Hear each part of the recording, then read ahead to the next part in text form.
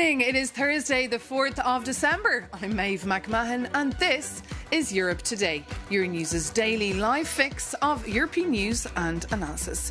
Coming up today, after key talks in Brussels, NATO has said it is ready to do what it takes to protect Europe.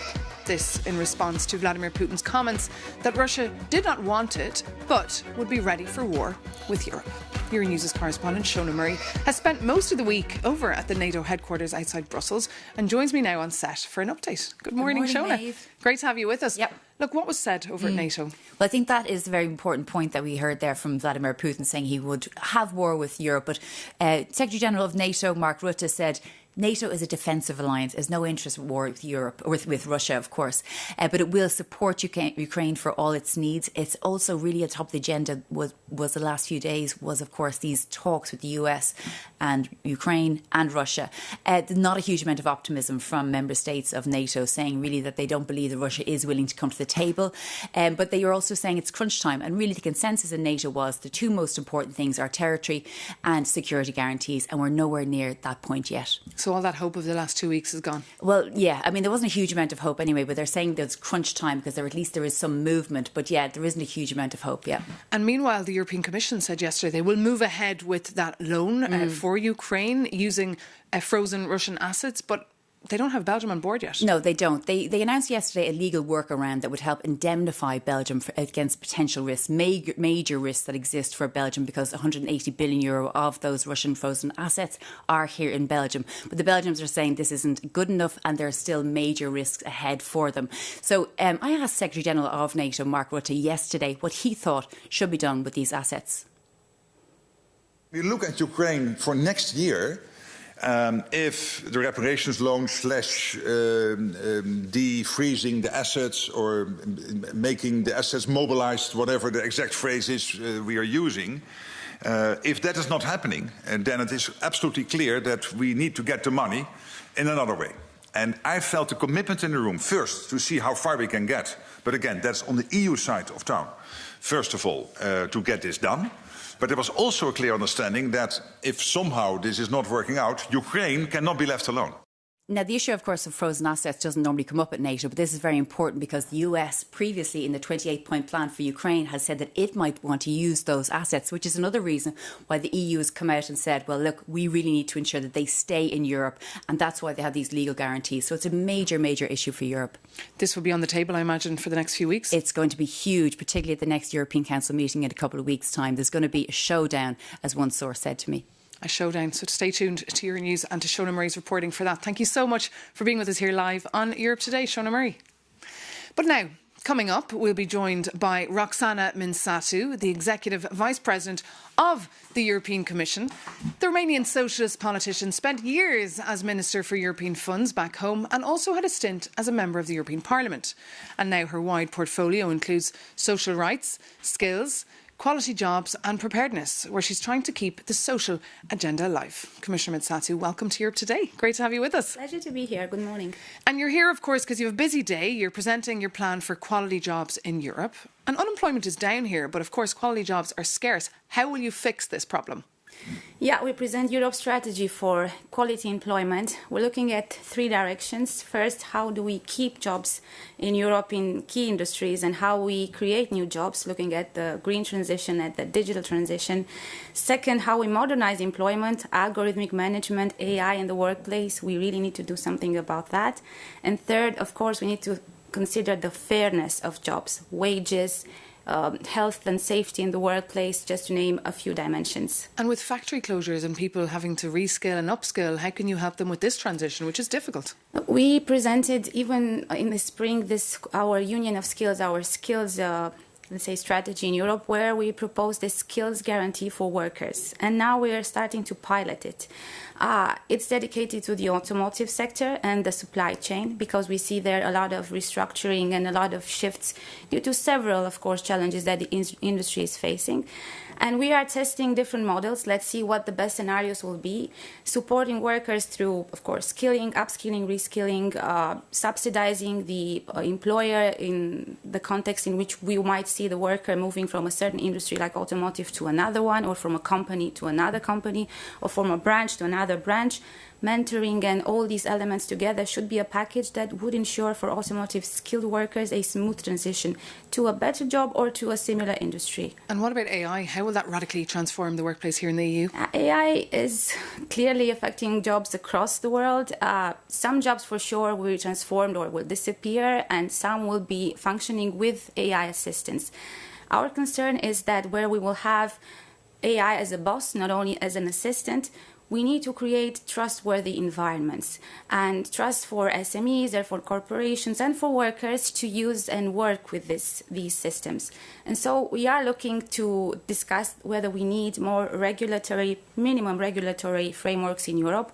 We launched today the first phase consultation for a Quality Jobs Act that will look also at the need. We'll ask social partners, of course, do we need these minimum frameworks to see AI in the workplace as a trustworthy resource in the relation between employer and employee? But how are you pushing your social agenda and the regulation that you want in a commission which, of course, is focused on competitiveness? The EPP, of course, won the elections. They're setting the agenda, not the socialists. Absolutely, and we work together very closely. I work together with Henna Virkkunen, our Vice President for Technology, very closely, because competitiveness is absolutely essential for us to be able to deliver quality jobs, but we cannot, as Europe, I think, achieve competitiveness if we forego or if we lower the standards on employment. So we need to do this together, balancing the two. And with my colleague, of course, on digital and on AI, we're working twofold. First, to increase the skills of workers across ages, regions, sectors in AI, and this is quite important. And second, without creating burden, without creating overlaps, because we have the AI Act, we have the GDPR, we don't want to affect the agility of European industry. But where we have gaps, we need to see if we need regulations that create minimum protections for workers. And is Social Europe dead? No, Social Europe is not dead. Social Europe is the backbone of the European Union. Without the social fibre, without social cohesion, the EU would have, I think, enormous challenges politically to go ahead. So it is not only responsible, it is quite existential to continue to invest in how we adapt our social model and how we strengthen it in front of all these changes. And what about the credibility of the EU institutions? If you look at this week, a corruption scandal allegedly hitting the EAS, the Foreign Chief Service. I know you're a former minister in charge of public procurement and funding. What is your view on all this? I cannot say that other than I was shocked because I had met Federica Mogherini a while back. Of course, I cannot comment on the investigation, but it is important that these investigations will be followed up thoroughly because it's EU money, it's taxpayers' money, and again, it's the trust in European institutions that needs to be defended. But absolutely, I was absolutely shocked by the news when it broke out. OK, Commissioner Minsati, thank you so much for coming into us this morning on Europe Today. You have, of course, a very busy day, so best of luck with that. And another politician having an intense day is France's President Macron, who's currently on his fourth trip to China amid tensions over Ukraine. The French president is spending 3 days discussing trade, geopolitics and Ukraine. For more on his visit, we can now actually cross over to Paris and bring in our correspondent, Sofia Katsankova. Good morning, Sofia. Great to have you with us this morning on Europe Today. Just tell us, why is President Macron in China and what exactly is at stake? Well, the stakes are high on two fronts, Maeve. First, Ukraine, and second, trade. On Ukraine, Macron wants China to use its leverage over its closest major partner, Russia, to try and convince Russian President Vladimir Putin towards a ceasefire in Ukraine. And this comes just days after Ukrainian President Volodymyr Zelensky was in Paris. But the two sides remain far apart on what an end to this conflict should look like, with, for example, Beijing still supplying major drone components to Russia. And then when it comes to trade, well, France wants to attract more Chinese investment to Paris, but also to the EU. And one of the major issues with trade is the trade imbalance. As a reminder, Europe runs a 300 billion euro trade deficit with China, driven by ultra-competitive Chinese electric vehicles, as well as low-cost imports from platforms like Shein, Temu, and Alibaba. And at the press conference this Thursday morning, Macron summed up some of these major trade challenges.